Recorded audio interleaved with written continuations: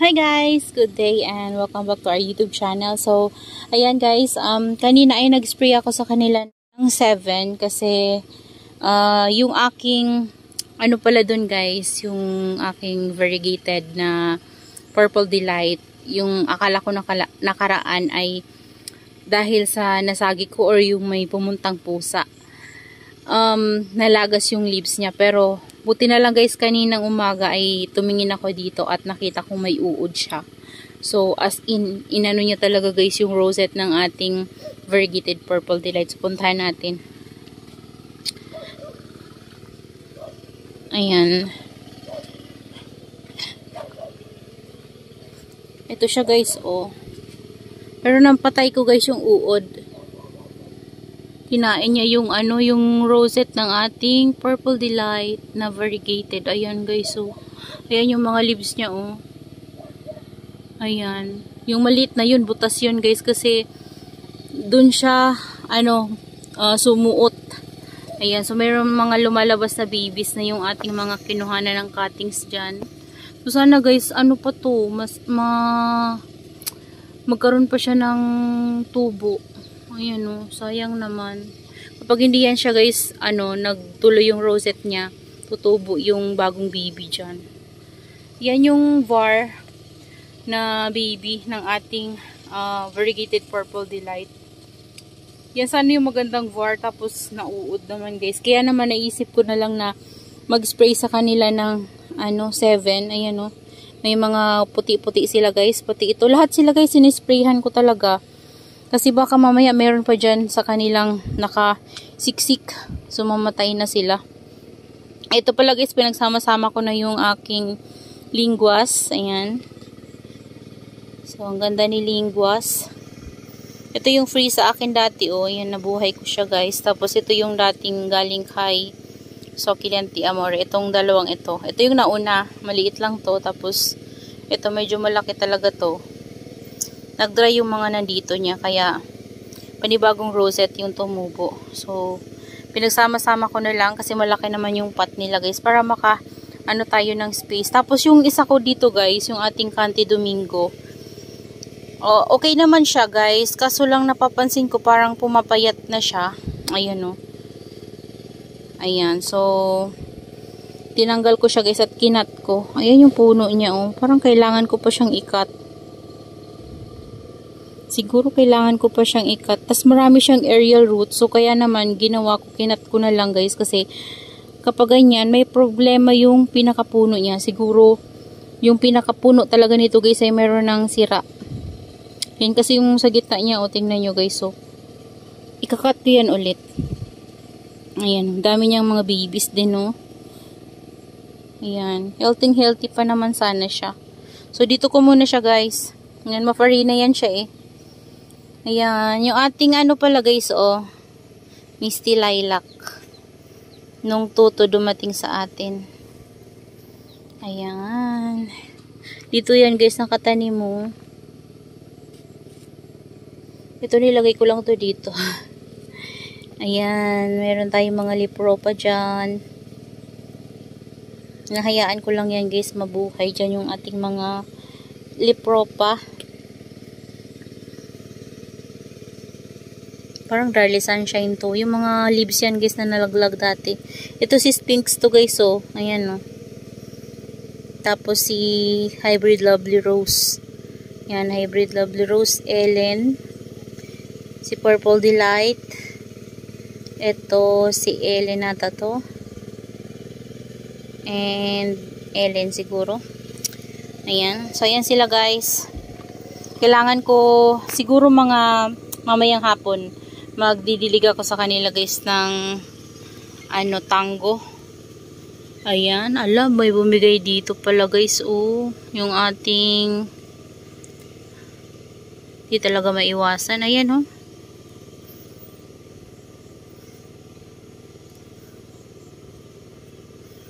Yung ito guys eh, medyo maselan talaga ito, si Cream Pop.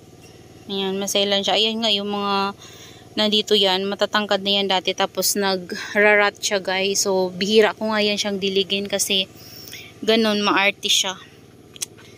Maarte siya sa water. Tuyong-tuyo nga siya, oh. Ito yung ano natin, guys, yung Ariel. Ayan, si Ariel. Ala, ano na to, oh.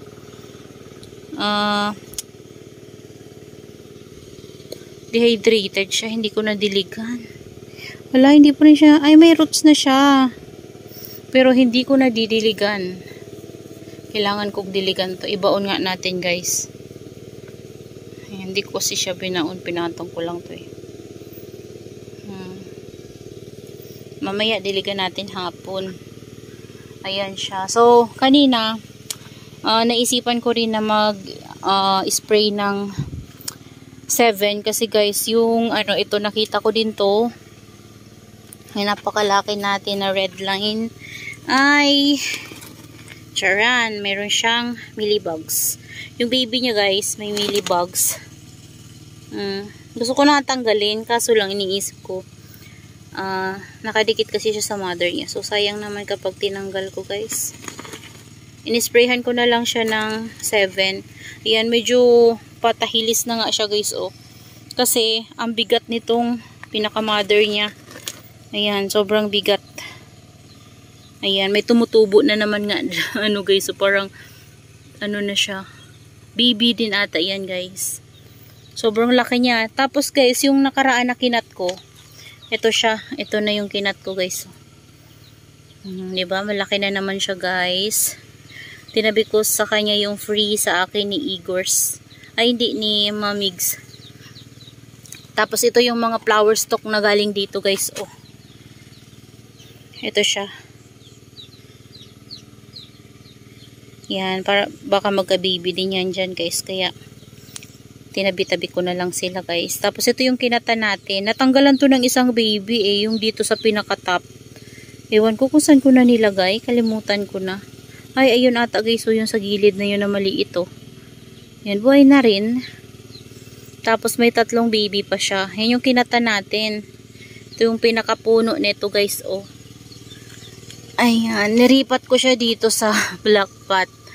So, ayan sila, guys. Basa sila. So, kanina makulimlim, pero ngayon guys ay medyo sumisikat ng konti yung araw. Hindi ko pa naman sila guys sa putputan. Pero okay lang yan guys. Hindi naman yan guys masa-sunburn kasi tama lang naman yung sunlight. Parang ano lang, bright lang talaga. Ayan, gilid ko lang. So, ayan sila dito. Yun lang naman guys yung ano ko. share ko sa inyo yung millibugs ng ating red line. Ayan, so inisprayan ko sila ng 7 para mawala sila guys. Tapos yung variegated natin na Purple Delight, inuud siya. So kaya kailangan ko talaga guys mag-spray ng 7 sa kanila para hindi na ako mamroblema sa uod. Ayun. Tingnan ko nga guys yung ano dito. Yung variegated hero ones natin. Ay, ang ganda ng var ng baby niya pala guys. Oh, pero ito hindi talaga maganda yung var ng mother niya. Pero yung baby niya maganda. Ayan siya oh. Ayan, gusto ko maparami yan. Kasi favorite ko si Hybrid Lovely Rose. Ayan, ito na din pala guys yung ano, Maria na niripat ko dito. Yan na yung update sa kanya guys. Ayan. Hindi na siya nagagalaw guys. Oh. Diba nung nilipat ko to dito, hindi pa gaanong marami yung roots niya kasi kunti pa lang talaga yung roots niya. Tapos, yung tinaniman ko sa kanya guys ay may garden soil. So yung kasi guys yung napapansin ko sa aking mga succulents kapag tinanim ko sila sa risal and garden soil, ang bilis nilang kumapit. Ayan o.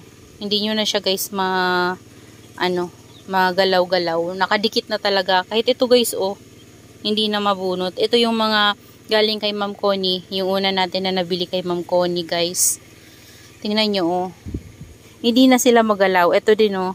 Kakaripat ko lang din ito dito guys. Siguro mga 2 weeks ago. Ayan.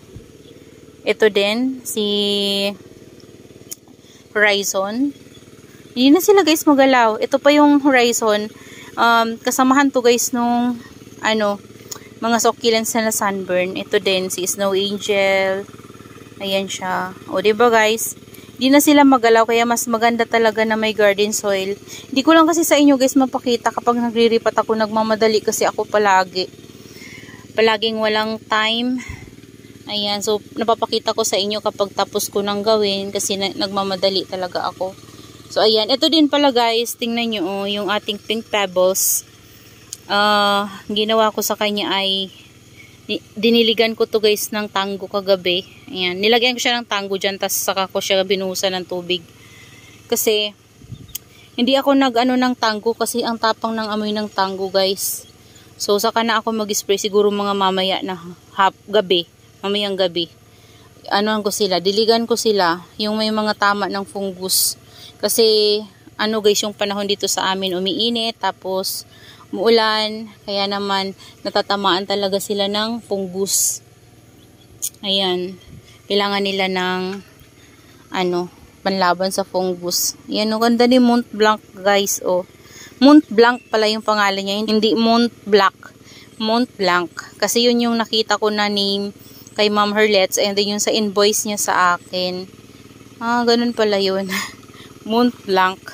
And ito naman si, ayan guys yung name niya oh. Para siyang si Lola. Ayan oh, magkatunog sila pero yung sa unahan lang yung iba. Ano ba tamang pronunciation niyan? Ayan si Lola, ayan yung Lola natin na nagmashi-mashi. Okay naman na siya guys. Ayan, okay naman silang lahat, pati yung ating ano trumpet. Ang ganda guys si trumpet. Ayan, and this one din guys, yung galing kay Ma'am Herlets. Charan! O, diba? Ang tagal din ito dumating sa atin. 7 days bago dumating sa atin, kaya maraming mashi-mashi. Pero ngayon nakaka-recover na sila guys, and meron tong bulaklak. Bubulaklakan siya. Ito pa. Yan, naging compact na rin guys yung rosette niya. Kasi diba, etillated siya o magkakahiwalay talaga. Pero ngayon, yung mga new leaves niya talagang magkakadikit na. Ayan, ito din, yung galing kay Ma'am Herlets. Oh, diba? And this one, guys. Charan! Ito, to, yung mga dati ko pa to, guys. Nagsama-sama ko na lang dito para hindi sila hiwa-hiwalay. Pati yun, mga propagation ko lang to. Ayan, mga propagation ko. Galing to dun sa big pot natin. Ayan, so that's all for today's video, guys. Yan, ano ko lang sa inyo. And, nagluluto ako, kaya nagmamadali din ako guys. So ayan, ito nakapatong lang to si Tolly Monroe. Wala pa tong roots guys. Ay mayroon na oh. Ayan, mayroon na siyang roots. Isa, nakita nyo ba guys? Yan o isa. So hindi ko pa siya binabasa kasi wala pa siyang roots. So dahil may roots na siya, siguro pag marami-rami na yung roots, i-mist ko na yung kanyang soil mix. And ano to guys, may garden soil to, marami tong garden soil, kaya alam kong magiging maganda siya dyan. Kasi napapansin ko nga maganda sila sa garden soil. Yung may garden soil na guys, halo. So maganda sila. Mabilis silang kumapit oh. Kapit na kapit. Ayan oh. Ayan. So yun lang guys. Maraming salamat po sa inyong panonood, and see you on my next vlog. Happy gardening everyone. Bye bye.